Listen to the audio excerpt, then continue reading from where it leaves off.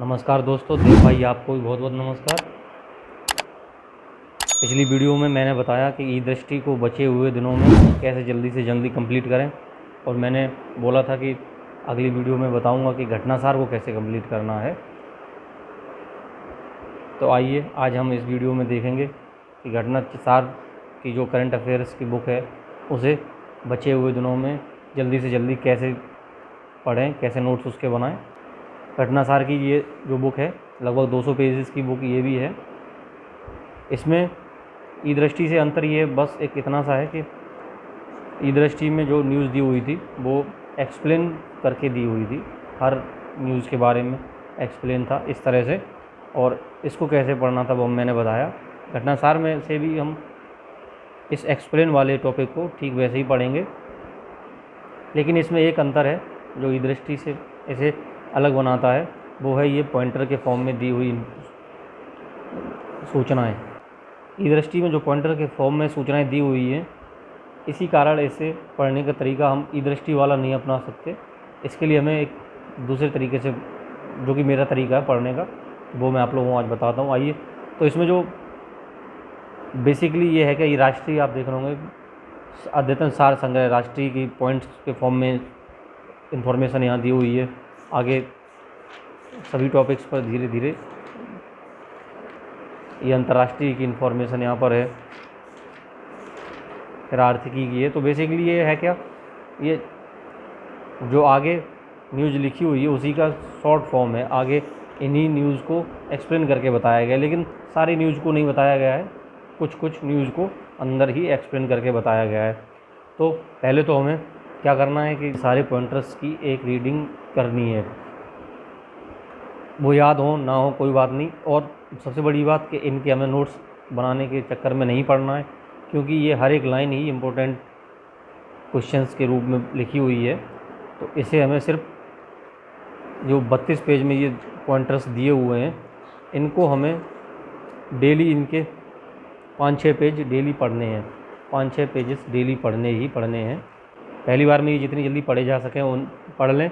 Revision के समय इन्हें 4-5 पेज प्रतिदिन पढ़ना है आपको, ताकि ये याद बने, और इनको इसी बुक से पढ़ना है।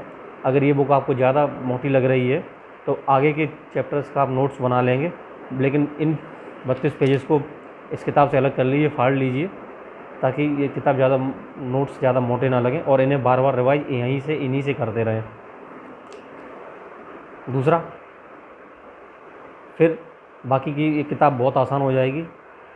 32 पेज ये निकल जाएंगे। इस पूरी बुक में लगभग 196 पेज दिए हुए हैं, 190 पेजेस दिए हुए हैं। तो 30 यहाँ निकल गए, तो 160 बुक की ये पेज आपकी बची हुई है। अब आगे की जो घटना एक्सप्लेन करके दी हुई हैं, इन्हें आप ई दृष्टि में जो पिछली वीडियो में मैंने जो बताया था उस मेथड से पढ़ लेंगे। जिन लोगों ने वो वीडियो नहीं देखा है उनके लिए मैं यहाँ बता दे रहा हूँ कि कैसे इसको पढ़ना है। जैसे ये राष्ट्रीय घटनाओं की वार्षिकी है, तो इसका पहला टॉपिक है वर्ष 2022 में भारत में बाघों की संख्या बढ़कर 3167 हुई है। बहुत ही इंपॉर्टेंट क्वेश्चन है, इसको इंपॉर्टेंट मार्क कर लीजिए। ये पूछा जा सकता है सीधे, भारत में बाघों की संख्या 2022 में कितनी है। अब आगे हम इसमें आएंगे तो प्रधानमंत्री नरेंद्र मोदी ने 9 अप्रैल इतना कोयल टाइगर के 50 वर्ष पूर्ण होने पर इतना जारी किया, वो वही है। अब ये कोई भी इम्पोर्टेंट नहीं है, बाकी का आप वहाँ पढ़ चुके हैं, तो इसे आप काट देंगे।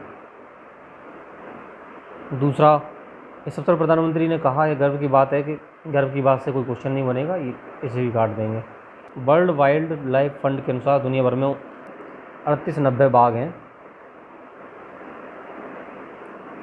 पिछले 4 वर्षों, और संख्या 200 बढ़ी है। बस इतना 2 लाइन इंपॉर्टेंट है। एक इंटरनेशनल बिग कैट्स अलायंस की शुरुआत की है मोदी ने, प्रधानमंत्री जी ने। इसको डायरेक्ट ये भी पूछ सकते हैं कि किस देश ने इंटरनेशनल बिग कैट्स अलायंस की शुरुआत की है, तो आपका ऑप्शन होगा भारत। बाकी का आप इसे काट देंगे। अमृतकाल का टाइगर विजन पुस्तिका का विमोचन किया है, बस। फिर इसके बाद जो महत्वपूर्ण लाइन है, ये लाइन बहुत ही इम्पोर्टेंट हो जाएगी। देख सकते हैं कि किस राज्य में बाघों की संख्या सबसे ज़्यादा है। वो है मध्य प्रदेश 526 बाघ, फिर कर्नाटक 524 और उत्तराखंड 442। तीनों राज्यों को मिलाकर 50% से अधिक बाघ इन्हीं राज्यों में हैं। देश में कुल 54 टाइगर रिजर्व हैं।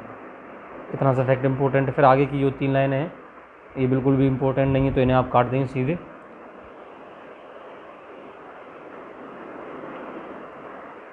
फिर शिवालिक, पर्वतमाला और गंगा के मैदानों में बाघों की संख्या 804 है।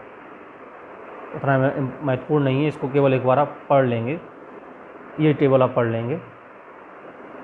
विभिन्न क्षेत्रों में बाघों की संख्या कितनी है, और सारी नहीं पढ़नी है, किस क्षेत्र में सबसे ज़्यादा है और किस क्षेत्र में सबसे कम है, बस।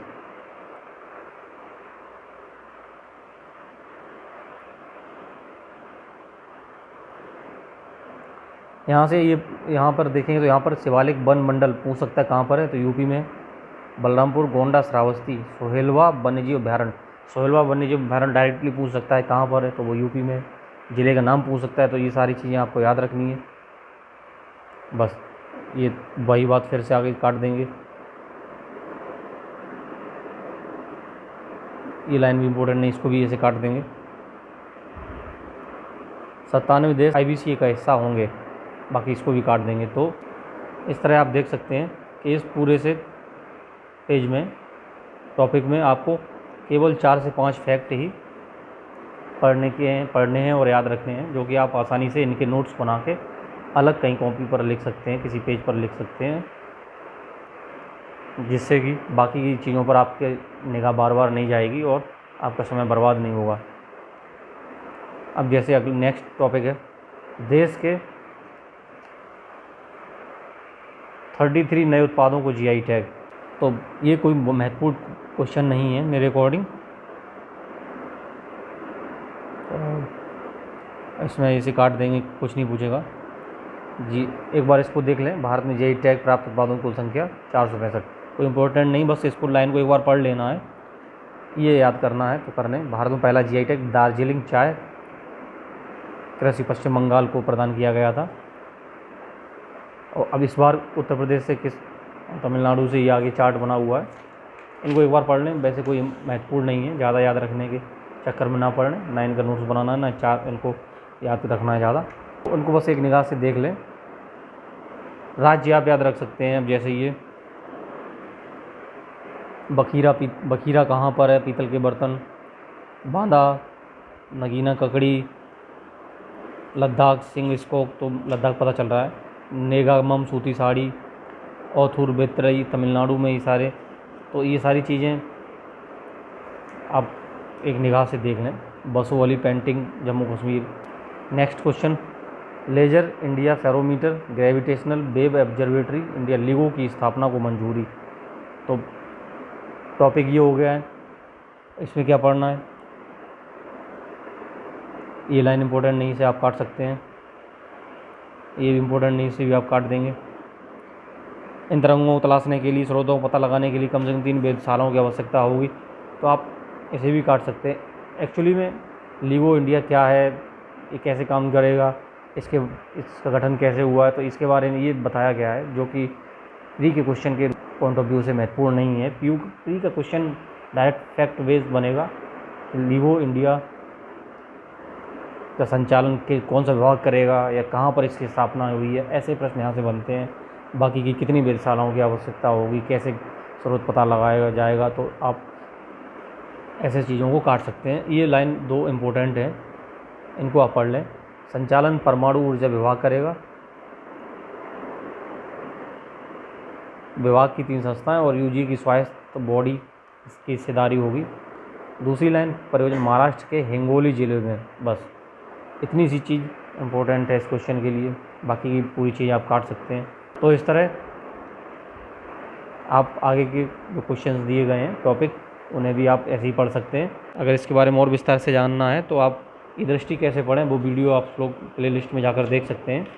बाकी का ये पॉइंटर्स, बस एक काम करना है कि इन पॉइंटर्स को आपको डेली रिवाइज करते रहना है। 4 पेज 5 पेज, ज़्यादा देर नहीं लगेगी, हार्डली 20 से 30 मिनट लगेंगे। 20 से 30 मिनट में आप इन पॉइंटर्स को डेली रिवाइज कर सकते हैं, टॉपिक वाइज रिवाइज कर सकते हैं। बहुत ही आसानी से ये बुक कंप्लीट हो जाएगी। और ये दोनों बुक बहुत इम्पोर्टेंट बुक हैं, आप भरोसा रखिए, मान के चलिए कि इन दोनों बुक को पढ़ने के बाद आप शायद ही कोई करंट अफेयर का क्वेश्चन हो जो आपसे सॉल्व ना हो, जो इससे बाहर आए। एक दो क्वेश्चन तो ऐसे होते हैं, वो यूपीपीसीएस के, वो कहीं से भी रख सकते हैं, तो उसकी चिंता नहीं करेंगे। मैक्सिमम क्वेश्चंस आपको इन दोनों बुक से देखने को मिल जाएंगे और आसानी से आप उन्हें अटैम्प्ट कर लेंगे। तो इन दोनों को बुक्स को आप लोग तब तक पढ़ते रहें ताकि आप लोगों के करंट अफेयर्स के भी मैक्सिमम क्वेश्चन सही हों और आप लोगों का प्री क्वालिफाई हो, फाइनल सिलेक्शन हो।